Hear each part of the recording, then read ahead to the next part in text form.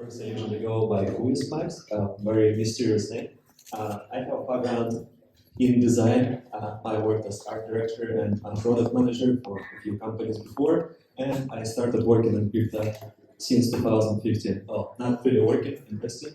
My first thing that I've done was buying a Bitcoin just to send it abroad. I'm from Russia. Back in 2015, it was already pretty hard to send money abroad to Russia. So I used Bitcoin network, and I kind of fell in love with the simplicity of just doing this without going through the banks, without waiting for 2 weeks to have an approval and paying like pretty low transaction fees compared to the bank, pretty much nothing, right? So I started a while ago in the crypto, and for the last couple of years, I've been working with NFT projects. So let's go for it. The name of my presentation is Tokenised Branding, and I'm going to be talking why you should be using NFTs for your projects or for your company, for your organizations, all right? So what's on the menu today? First thing, why we should be using NFTs and what are NFTs? How are they used by brands, and some of the rules that you probably should apply when you're working with the NFTs. And the last thing, and probably the most important, at least the very interesting part for me, is a thing that nobody talks about, right? And it goes about the tokenized branding. So what are the NFTs? You could say that it's some monkey pictures, right? Maybe if you're from outside, you see it as gambling tools, as some loot boxes, just waste of money, right? Or it's some obscure art. I don't know if you get pictures that you can see, but it kind of all of the above, really. There's a lot of gambling, there's a lot of monkey pictures on the blockchain and of some other animals, but really, NFT is just an immutable token with mutable properties. It means that you have this ID token that you cannot change the rest. Basically, you can change for the metadata, right? So, to me, an NFT is like what Bitcoin is to the cash, right? It's kind of this representation, digital representation of the object that we have in real life. You can assign any properties to it. You can use it as you want. You can make a ticket, whatever, right? And by use it, well, for us, that we are on a Web3 meetup, it's obviously about the technology, right? It's about the ease of integration of this tech, of the NFT into your project. So it basically makes sense to go something like this and not go with Web2 providers for similar functions, because you cut out the middleman. It's just a lot more straightforward, right? And right now, how the market is, it's actually a lot easier to enter into the NFT market than before, because the last couple of years there has been a lot of bullshit, a lot of bad actors, a lot of front pools, and people have matured a lot in the market. So they can also see if someone is a bad actor, they are not going to invest their time or money in the projects that have nothing behind them. But if you're an organization and you're creating a project that actually has something going on, then it makes a lot of sense to integrate NFTs to brand your project, right? To get more exposure and communicate better with your users. Let's see. So, what can be useful? Obviously, fundraising, cutting middlemen, authentication, object storage for games and apps. Like if you want to create a digital, I don't know, night for your game that has levels experience, like some loot boxes, and I don't know. You can do all of that stuff, right? And you can go on and on and on with things that you can actually use NFT for, because it's very flexible, right? It's like an object, you write properties to it, you can do whatever. But the thing that I'm going to talk about, it's not about the technical implementations, but about the use of the NFT for branding, right?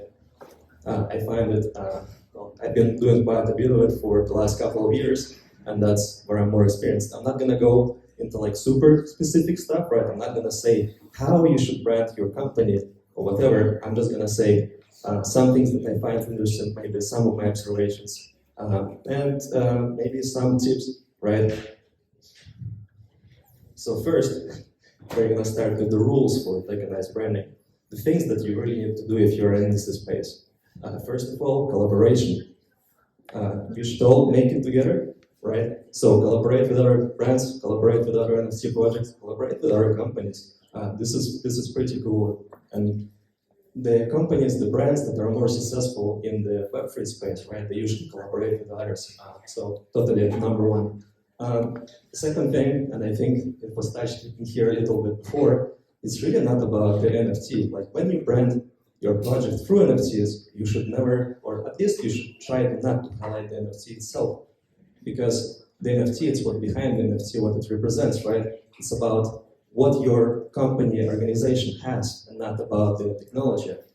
So especially if you want to reach audience that is outside of the Web3 space, right? You should probably not highlight that it's an NFT. It might be even better to say that it's a token, I don't know, digital product, whatever. Just don't call it NFT. There's a lot of bad faith, or like, you kind of don't want to have the stigma. So when you develop an NFT project, you probably shouldn't talk about NFTs. You talk about what this project represents, what it is. And then important is that you create some emotional connection when you make an NFTs.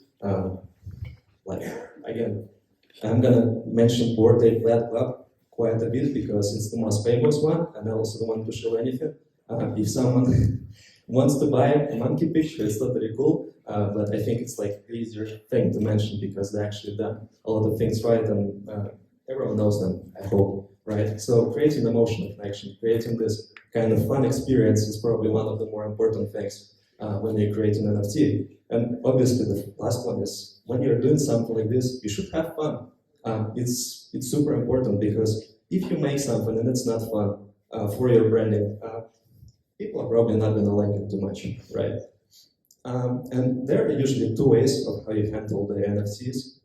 We've seen a lot of projects in the last 2 years that were popping out of nowhere, where it's NFT for the sake of NFT, right? So you kind of develop the thing to further develop the protocol or the technology. And then the second one is when companies are expanding on the existing products, right, on existing customer base, and then they introduce the NFTs to improve their communication, their communities, stuff like that. Well,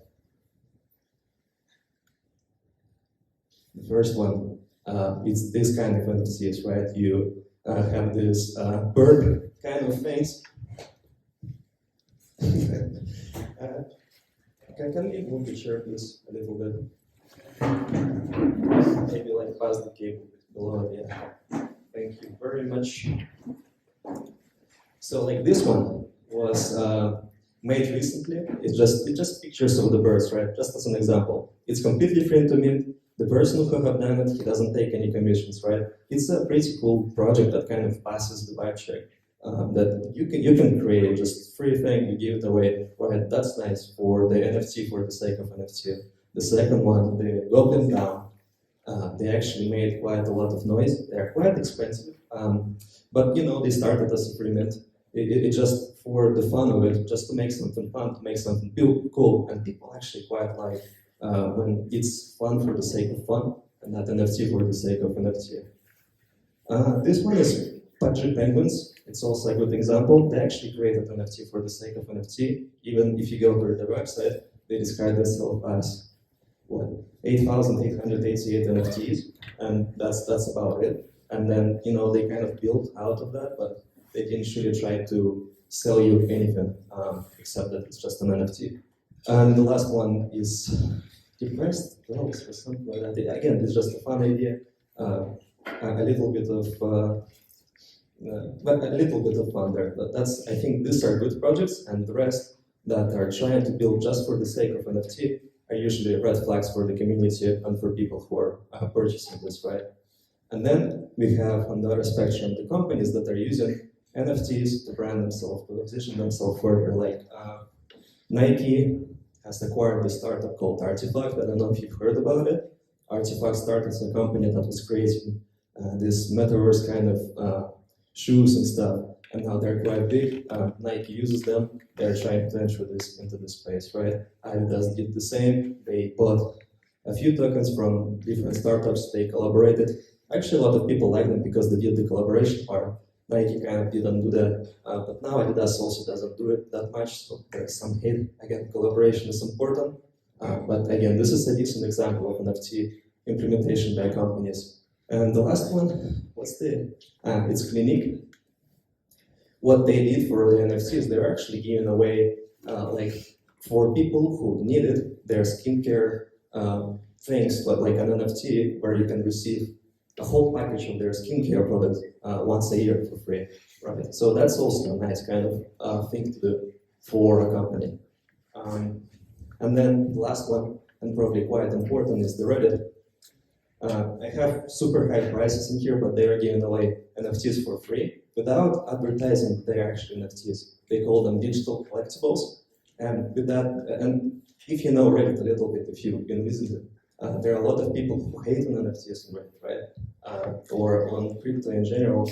And then when Reddit did this, they onboarded 3.5 million people, like in 1 week, into the crypto space. So when you create something, when you create like this digital collectible thing that is fun, that is easily accessible, and when you don't even know that it's an NFT or crypto, you actually onboard people. So it might be a good idea to try and do these things for other projects, especially if you work outside of the crypto sphere, right? Outside of Web3. And then lastly, and it brings me to the last thing, it's that thing that I really like, that Web3 has brought to us, and it's called Tokenized Branding or generative branding, right? I call it two ways. So it really captured some value that a lot of companies were trying to recreate for many years, the generative branding, right? So there has been, I'm coming from design, okay, so I'm gonna explain a little bit what I'm talking about. When Netflix were creating this kind of images, personalized images, right, for their users. They have 15,000 categories or more of users. They collect a lot of data. They use AI to put you in a category and then give you a personalized kind of experience where, you know, like when you open Netflix from different accounts, you'll see different images for the same series, for example, right? So companies are really trying to do that. They're trying to capture user, personalize it, right? Give the content that they actually want to see. But what NFTs did this couple of years, they flipped the script and they generated content that people can pick themselves. It's almost like if you're going to the store and purchasing the thing that you actually like. So that's what NFT did. And there wasn't really like this thing for digital products before, where you can have like a personal kind of pick of the part of the brand that you like. It's almost like creating clothing for the tech sphere, right? So even if you're a tech company, you're doing something tech, you might want to do some NFTs, having some fun, because people might like it, they might enjoy it, and it's like super easy to try, super cheap to try it. And you know, just to explain what, like Samsung, they pay their ambassadors, they spend billions in creating their brand. They pay for a lot of ads all over the place. I personally really don't like Samsung ads, but okay, they do that. It's a global company, right? And then, yeah, this huge company, they get this. It's a little bit of a fun thing, but you've seen probably many times. It's like Samsung Mobile US and tweeted from iPhone, or the most famous band from Korea, BTS. They're sponsored by Samsung, using features for iPhone. So they don't actually care about the Samsung or about what they do, because there is no connection, there is no sense of ownership, right? So if you are paid by Samsung, it's like it's just money for you, but you don't really have any loyalty. And then what NFTs kind of do with this personalized branding, that you pick yourself. It's not only that you pick the part of brand that you like, but it's also when you pick it, you have the rights to have that part of the brand, right? So if you buy a monkey, like Bored Ape, as you've seen before, it's like Nike, Adidas has bought Bored Ape, it becomes part of you, right? So you can actually develop this character, use it for your own benefit. Where if you get an iPhone, a Samsung, any other object, you just wear it to show off, right? You cannot really do anything much with it, make it work from it, but you cannot capture the value of the brand for yourself. And then with NFTs, with ownership, you can actually do that. So there is this kind of And this is the example from that piece, right? You can see different places. So there's this kind of balance where companies, they really want to spend millions of dollars on creating content or branding themselves to the users to hit the market, right? To hit the right users, to create some loyalty. When NFTs, they just came in, and people also like to spend money on the skins, stuff like that. And NFTs just came in and they did this. Basically not spending anything on the marketing. Oftentimes you can go to Twitter and see a lot of people being ambassadors of these brands and they pay for it, right? Because they not only pay to be the ambassador, they actually pay to develop their own brand or being associated with the brand. It's like you becoming part of it compared to having an iPhone, whereas you just use the product. You can really flip it around. And I imagine that there is a lot of value that people see in it. That's why it's becoming so popular. And it's very easy to try this stuff yourself, right, as a company. Just to create something small. Again, examples of people who bought, I did this in the middle, but people who bought the apes, right, they develop their own things, their own personalized products, because they feel associated with this and they can actually use the product that they buy in the way that is more just them to use the features. Because in a way, when you own an iPhone, you basically don't really own it, you just own a piece of equipment that you pay to use, but it's not yours, right? It's not like you can do something super useful with it, just use it for calls, apps that are also not yours. And this really flips that. And another thing that is cool about the NFTs is that anything can become a collectible. Let's say you sell tickets for the game, you sell tickets for the concert, they stay there. If you store the images on IPFS, right? Or even better, if you have generated content that is like becoming unique, each of these pieces is like unique, doesn't repeat, it also becomes like this personal touch to it, right? In the world where we live, where everything is about pretty much the same, everyone has the same phone, the same clothes, and then suddenly there's this things in huge amounts that you can pick yourself personally and have unique piece of content that only you have, right?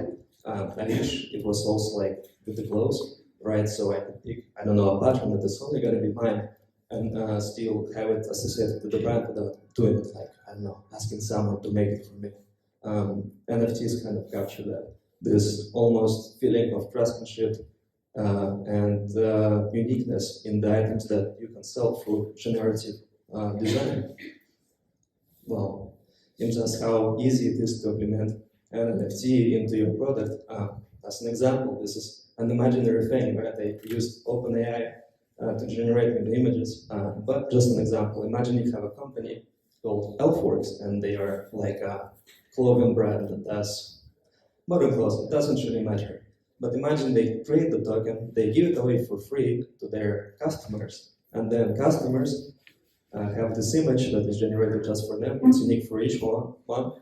You can go to Elf Portal, access the communication with other people, and you can order yourself a unique t-shirt that would say have your own personalized token that only you own instead of the t-shirt, so nobody else gonna have that. And it's like such a small things. It's so easy to implement that I think you should really try to do that, even if you have a tech startup. As an example, Tesla sells flamethrowers. Come on, it's like people buy this stuff because they're fun, not necessarily like you don't have to be super serious about it. Just do something silly, have fun with it. And I imagine you could communicate better with your community or have some good supporters that are going to be more loyal to you. Another example, again, this is artifact before they were bought by Nike. If you had a CryptoPunk, you could have your own customized version of the shoes ordered from them based on the CryptoPunk that you had. Another cool way of using this, right? And this again goes to collaboration. You don't have to do it your own stuff. You can just collaborate with other projects that already exist and capture their user base, right? So it goes both ways. It's very beneficial if you do that. And yeah, through this digital ownership, you can really create this kind of customized experience that people might want to use. And it's very easy to capitalize on that, and that's why you should try and use NFTs. Thank you.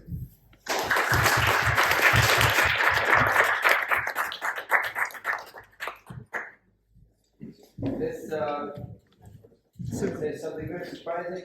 Let's create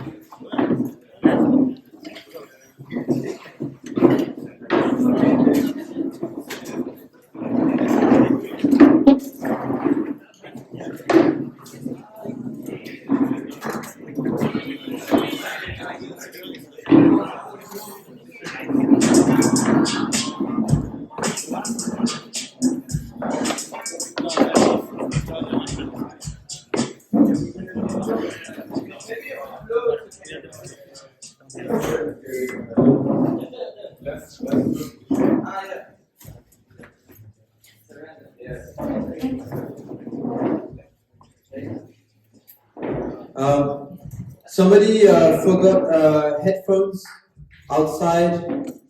Anybody here? Like black headphones outside, ready with in the courtyard or by the door? Nobody? Okay.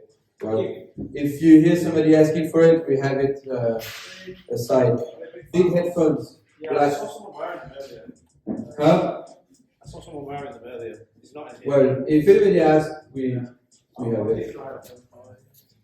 All right, let's get going. Anybody's got a question? Porto has a question.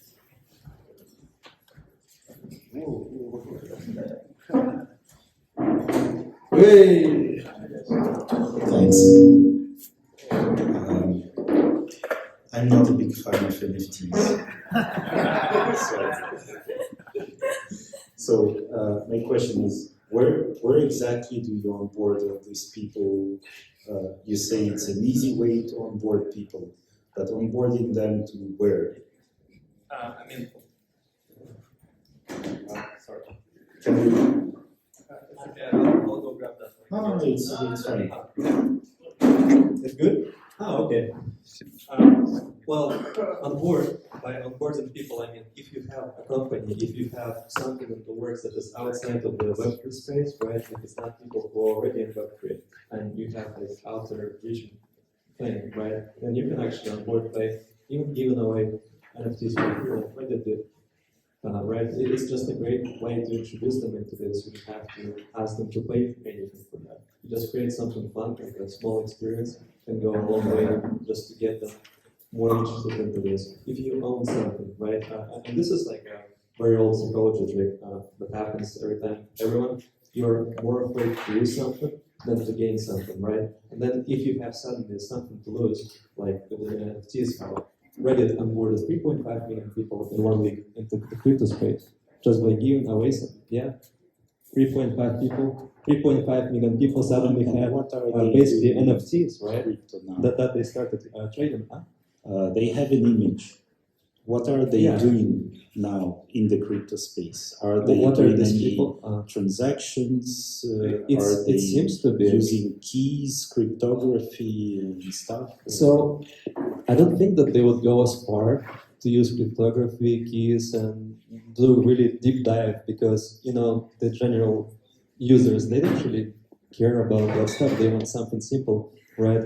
At the beginning of your talk, you mentioned a real use case of cryptocurrencies, like sending money abroad in a country with huge, what is it called? Control of foreign currencies. Yeah. That's a use case for cryptocurrencies. Absolutely. I don't see how do you migrate from owning a monkey image to actually using what crypto was built for. Well, crypto is quite a wide definition nowadays, but even if you look at the monkey images, right, like the people who went just to like the degenerates, let's say, and who went to gamble their money on monkey images, they're actually using, like, they got involved into this, right? They actually got interested. They actually started thinking about all the different use cases and seeing other projects. So maybe it's not as direct as going from having a picture of the monkey to being a kind of cyberpunk master, I don't know, like going into and start programming stuff and doing your own stuff, right? It's kind of a slow way of doing it because it's not easy either. And I don't think that it's necessary to go that far because not everyone needs to be have a doctorate in math, for example, right? It's like some people just want to use this for their transactions and they don't necessarily need to go as deep as knowing the cryptography. They just want something easy. And just having this, and like NFTs onboarded a lot of people, and they might not go as far, but some of them do. I don't know how many people went as far as you went, like to know cryptography and being interested in that, but I'm sure that some person definitely converted. Full disclosure, I'm trying to distribute NFTs to onboard people and to force them into like owning wallets and stuff. I mean, I think that's a good way, and especially if you have something fun going on behind it, not just like a serious kind of mission statement, right? Then I think it could work. Sure. I will continue here. So my whole point will be referring to the guy who was in your conference and complaining about the social justice of crypto. And I would say that I spent 10 years in advertising industry, and it's a heart of surveillance capitalism that brought us to the shit we live in.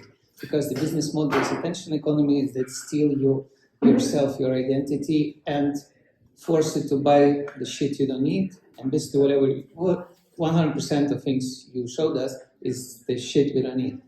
In terms that basically we're serving the same capitalists, and that's why the industry is in shame, because we don't know what decentralization is, because decentralization is basically decentralization from the actors like Adidas, from the actors like Reddit, from the actors like Skoda that recently went into metaverse, NFT, blah, blah. And we still reproduce the same game by bringing crypto from the pockets of the so-called new investors or new traders and redistribute them into pockets of the few while they're using us. And basically the creative talents are just kind of like these, have reproduced all the same capitalist mechanics. And it's interesting that from the creative perspective, what's the ratio of the project, of your NFT projects that are not related with serving rich corporations and empowering those who really need so-called access to finances, whether you like it or not. I mean, I don't like the phrase because we exploit poor people by claiming that they will get access and they're not. So what's the ratio, like these corporates, big players versus the ones who are excluded from the game? So I don't know what's exactly the ratio, but I can tell that the amount of big companies, big corporations that are kind of trying to get on this, it's not that high yet. And they're often not very successful because they get the backlash from the people who understand, because people see the money grab, right? People are a lot more mature and they call it out.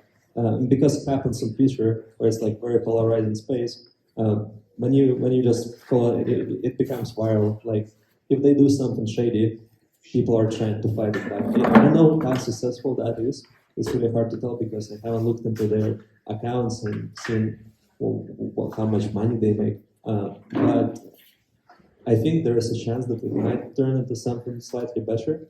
I don't know. I don't know how can you even check what's exactly the proportion of that.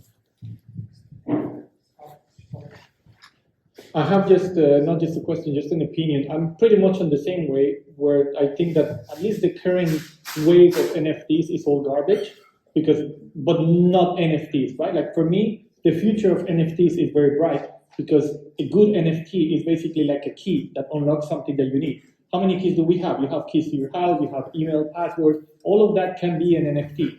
So if your NFT is unlocking something, is a key that nobody can take away from you, that's a good NFT. If it's just a picture of a monkey, that's just garbage. You're just investing in garbage, in my opinion. No, absolutely. I'm 100% with you on this, right?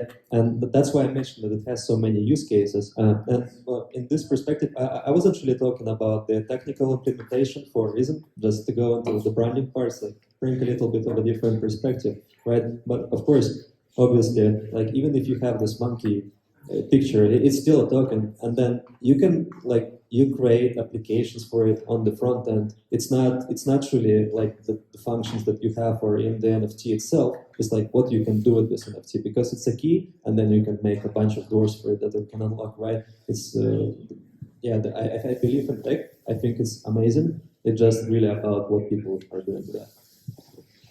It's not the key. The key is the private key.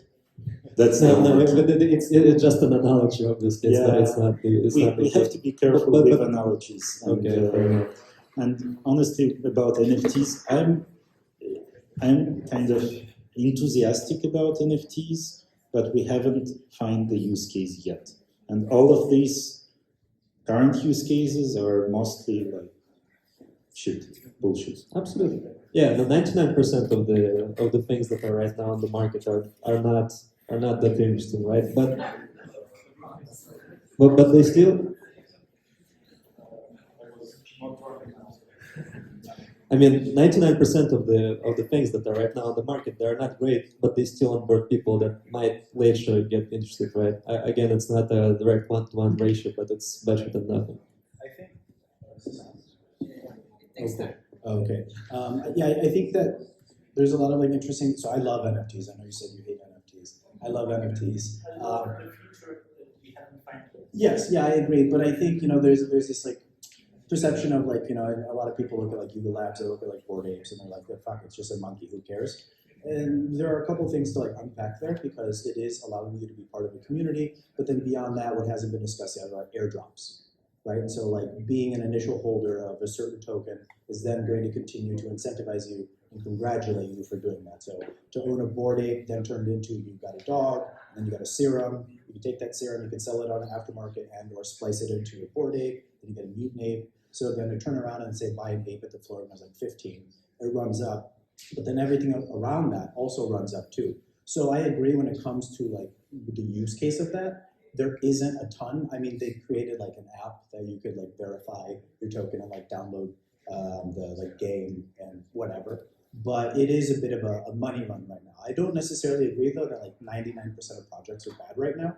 I do think that there are a lot of collaborative efforts. And I've been in the NFT space for probably as long as you, right? Long time. So I've seen things go. What I think is really interesting though, when it comes to like this onboarding, not onboarding, it really starts, in my opinion, or there has to be a focus on education, because we have to consider metadata, right? Metadata is everything. So now if I launch 5,000 721s or 1155s of this thing, and I'm now hosting all of the metadata on a centralized server like AWS or Google Cloud or Digital Drop or something, and I stop paying my bill, now everyone that has that NFT that they purchased off me has a broken image, right? So now how are we going to verify that that metadata is on something more decentralized like IPFS, pinning it on Pinata, things like this? And we also have to consider the education behind it, because it's like, oh great, we got millions of people playing around with NFTs and stuff.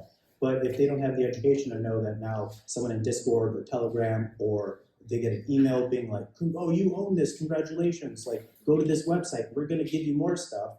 They don't know what they're doing, they just go ahead, they verify using probably a plugin wallet like MetaMask or Wallet Connect, and then they just get stripped. And they're like, oh, crypto's stupid, sort of thing. And to me, the analogy is like, look, I'll sell you the car, but if you don't put the gas in the car, that doesn't mean the car is shitty. But what it does mean is you aren't informed to the point where you have to understand like that upkeep.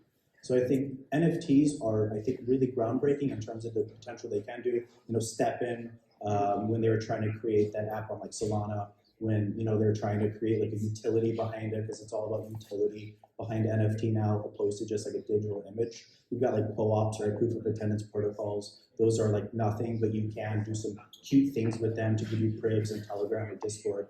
But to focus on really starting to verify that metadata so that people can know this is safe, or it's been whitelisted or blacklisted on OpenSea or Rarible or Super Rare or any of these other marketplaces, on top of educating people like, hey, you can just get like rugged. And I mean, people who own apes, you would think like, oh, if you own an ape, you must be a master in this. They just got wrecked. Like tons of them got wrecked.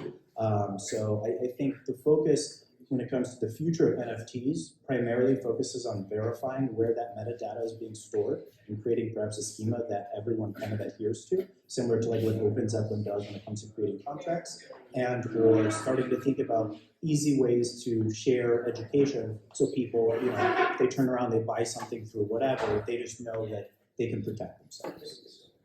But yeah. Yeah, absolutely. I think it's obvious that UX is lacking in this. Crypto is still quite complicated if you go like and use it directly, right? Like if you are not relying on the app to educate yourself, do all of these things manually, it's quite a big task, especially for people who are new to this, right? Or who are not technical, because most of the people, they are not technical, right? It's like people who even went like some years ago to start doing this, they still might not know I mean, now there's a lot more education. There has been a lot of knowledge passed through in Twitters and Discords. If you get onboarded in a project, usually they have some education going on around, but of course, I think it needs to be done more like on the front end part by the companies that, like MetaMask, for example. They really have to step up in this case, because there isn't yet a protection on chain solutions to do this well, right? To authorize that you're not going to get tracked, that you're not going to authorize, sign some message that is going to drain your wallet, stuff like that. There needs to be more development, of course. I will add one thing, because maybe you would think about this, that in this market there are lots of buzzwords for many years. And when I came to 2017, there were like lots of people were telling like blockchain will solve everything now. And suddenly on LinkedIn, there are lots of thousands of people popping up and saying, yeah, supply chain, yeah, like insurances. And they were just dropping use cases like so many. And then they started to apply tokens to everything, like tokenize everything. And these ICO guys were like, oh, tokenize just whatever you see. Just put tokens somewhere there. Whatever utility it is, like just go. And it's interesting was to see who were pumping the buzzword, like who were behind these things. And then later, and you have like now it's ZK thing, like pumping, like complex math that nobody understands. The problem with NFTs is also this thing like why you should apply a certain standard. And there will be hundreds of standards in the future to everything. Like why, and I saw recently on social media like NFT to literally everything. Why you should limit your perception to one format and so many use cases, because we passed this game, like traditional tokens failed, smart contracts failed within all these use cases, but they were good in some small case scenarios. It's like almost applying DAO right now, because DAO was used like kind of like a marketing buzzword also for lots of use cases or for governance. Like let's apply DAO for every governance that we can see, and it will work the same way. So it's interesting if there will be appear sustainable use cases, but on much more smaller case, and maybe sometimes not even financial. And then it will be interesting how this Solana ecosystem, for example, would play with it, because 2 days ago my friend wrote to me like, hey, our TVL dropped 75%. And I'm like, of course, guys, and 65% of wallets related with FTX and stuff. I'm like, so what you will do now? Okay, no cheap money, easy money, so how we would continue the game, how we would show these use cases that will stay for many years and we would become a new standard. I think that's a big issue. I'm sorry, just to make sure, it sounds almost like you're talking about bad actors within the space more than the technology problem itself, because... One super small example, like the problem is not with the technology, but within applicability. Go and try, still nowadays, apply smart contract within the government services. They would say, that's not smart, you need a law. And suddenly people were like, oh, maybe we need smart laws and not smart contracts, because it's way more complex. So sometimes we have a simple solution to much more complex problem. That's where I referred to this at the beginning when within collectibles, you should raise question, you collect something for what specific reason? Because if you do a digital cards, digital collectibles, you don't need a blockchain there. It could exist without it. There are lots of successful cases for it. But then the question is like, memory, maybe it will be collectibles of your memories with your friends. It will be much more personal, intimate, valuable, instead of giving your memories to your phone, iCloud, wherever. I mean, redesigning the purpose. And it's not about bad actors, it's this kind of naive approach to we will fix everything with one solution. All right. Sorry, I'm going to interrupt again.